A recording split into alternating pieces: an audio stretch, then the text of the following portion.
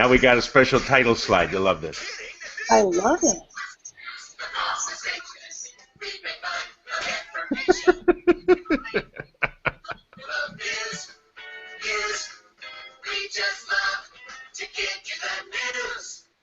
And now. Hey, boys and girls, moms and dads, thanks for joining us once again with the Kidders.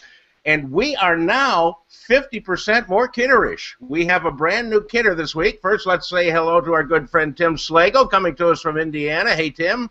Hey, it's back to school time here, and the kids are going to miss those long, leisurely summer days spent staring into their iPhones. At least it'll be safe for the rest of us now to return to the mall, and I'm looking forward to that. And joining us for the first time, we are very honored to welcome our third kidder. You probably know her from the internet, where she is the conservative warrior princess. She is here to bring some law and order and adult supervision to me and Tim. Please welcome Terry O'Brien. Hey, Terry. Good afternoon, gentlemen. And then this is the part where you say something witty. Oh, I didn't know that. You didn't tell me that was part of the deal. Oh, okay. Well, don't worry about it. You'll figure it all out by next week. It'll be swell. Yeah, I'm a fast learner. All right, we're going to toss out some stories that were in the news as we do every week, and you kids can tell me what you think about them. We're going to start off with a couple of animal stories. The first one takes place by Anchorage, Alaska, actually Haines, Alaska, where they have a mother bear and a couple of cubs that were trying to eat salmon out of the river because now is salmon time for them, and people were gathered around taking pictures, and then all of a sudden this guy shows up out of nowhere wearing a full bear costume, and he goes to hassle the other bears. And I don't know what he was trying to prove by this, but apparently he's never seen those commercials of messing with Sasquatch. Well, I'm not. I saw the AP story, and I'm not even. Are we sure this really happened? Because there weren't any pictures. And if all these people, I didn't see. Has anyone seen any pictures? I have seen a picture. I'm wondering. I'm wondering. One of the government people in the story said, our job is counting fish. So, I don't want to sound conspiratorial, but is this some kind of thing? Maybe like they're trying to job justify, like, gee, our job's really important. We've got people harassing bears here. It's not just counting fish, people. One of the things. They said they got the license plate number.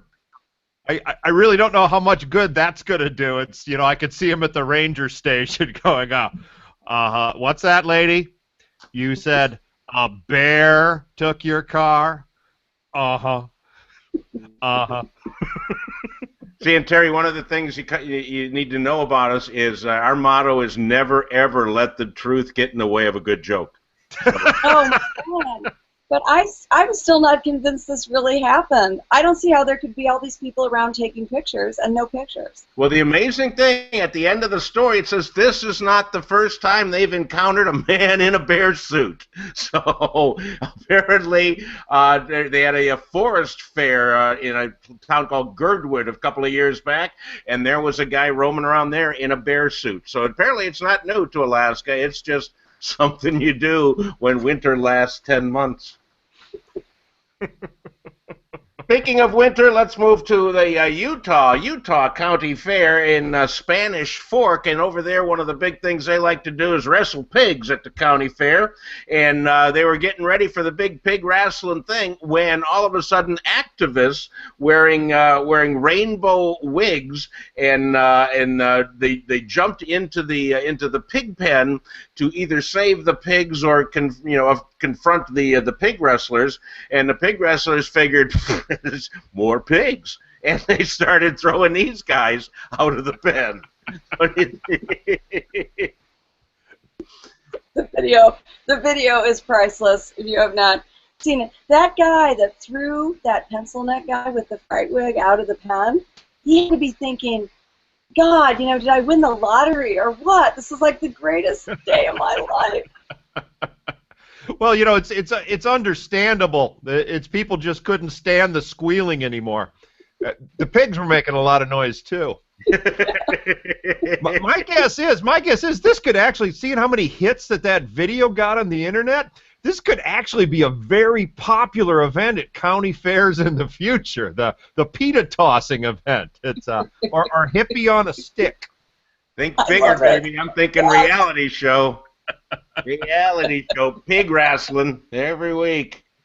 And the one I like the hippie on a stick. Definitely. Go ahead. That's a winner, Tim. That's a winner. And they said when they threw the guy out, his wig flew off, and so he ran away. Like, oh no, now they'll recognize. All right, from here, let's go to Mexico, shall we? This is not an El Chapo story, but it easily could be related. In Paso de Huevas in Veracruz, New Mexico, this grandfather was bicycling along the road at night, and he woke up the next morning with a gash in his head laying in the bushes because he claims that he was attacked by a UFO that was planning on kidnapping him. It was a very unusual story. It's aliens don't usually run people off the road on this that side of the border. So you guys are laughing. Can you prove it didn't happen? In the story, it looked like the police were actually taking it very seriously, which is probably because many of them gave their wives the same story after. We were chasing a flying saucer. I swear to God, that's why I was out all night chasing this flying saucer. If but you the know interesting part of this story, it says Paso de Huevas is best known for its drug cartel violence. So that can explain how the guy crashed his bike into a tree and saw a UFO. Well, I understand the confusion, though. If I spend any amount of time on a bicycle, I feel like I was abducted by aliens, too. And probed, depending on the size of the seat. All right, we got one more story. This one from Sikeston, Missouri, at a little restaurant called Lambert's Cafe in Sikeston, Missouri, and they are known as their motto for this place is "Home of Throwed Rolls," which, other than being grammatically incorrect, really means that they throw the rolls at you. That's kind of a fun thing.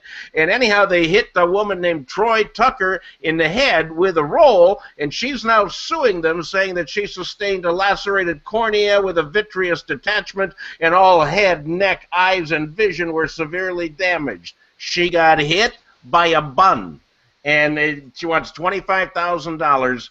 What would you say to this woman who went purposely to the home of throwed rolls? Well, I'd just like to say that if you can show me a better example of fine dining, I'd like to see it. Exactly. Not in Sikeston, Missouri. That is fine dining there. Exactly. If a roll can cause a concussion, imagine the lawsuit waiting to happen from the guy who tried to eat one. Yeah. How old are these damn buns, that they're causing physical damage? It's the idea is actually to catch the rolls. Imagine the tragedy that occurred the night the St. Louis Rams dropped by. They could probably actually file a lawsuit under the Americans with Disabilities Act for being catching disabled. Well, they've decided to change their name now to the Home of Throwed Soup, and we'll see how that goes. $25,000 this woman wants. Quite honestly, I just think she's in it for the bread. Oh. Or possibly even, wait, I got to get to the sound of it. Get your rim shot button ready. More dough. There we go. All right. All right, we've come to the end of the news. Now it's time for our takes on the question of the week. Who do you think this week will be the next, presidential candidate to come out and say something stupid? Donald Trump came out today and said, "I'm going to send everybody who even looks Mexican back across the border." So what do you think will be the next dumb thing said by a dumb politician? Terry, you want to go first? Yeah, it's hard to say. It's hard to top Hillary's server being in the bathroom. There's, is she going to say, they're accusing me of flushing these emails and doing an email dump, but, I there was nothing wrong with what I did. Something like that, I'm thinking.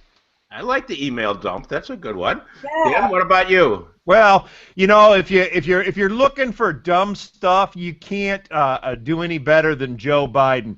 I think Joe Biden will say something incredibly stupid like, "I'm announcing my candidacy for president." And that's going to be fun if that happens. Oh, and to get somebody to make him good, he'd have to have like Mr. Bean as his running mate, you know. I will go with Lindsey Graham, who came out today or yesterday, I guess, in Iowa, and said if he's president, first thing we're going to do is bomb Iraq into cinders, and then we're going into Syria and killing everybody. And they didn't hear the last part of that quote. After that, we're hitting Canada. So. Well, my friends and viewer, we've come to the end of yet another show. We welcome Terry O'Brien into the fold. This is Terry. You say goodnight to everybody. Thanks, guys. I look forward to seeing you next week. And Tim? You can catch me this weekend at the Three Brothers Theater in Waukegan, Illinois, 708-548-0283. Say it again, because we had the music too loud. Where are you going to be? 708-548-0283. That's Three Brothers Theater, Waukegan, Illinois. Tim Slagle, live on stage. All right, and that's, you know, if you don't have any weekend plans, it's a good time to just spend the whole weekend there. I'm going to go to Cirque du Soleil on Sunday and see the new one in the parking lot of the United Center, so I'll have a full report on that. Other than that, kids, I hope you enjoyed this. Join us next Tuesday, same funny time, same funny place. I press stop now.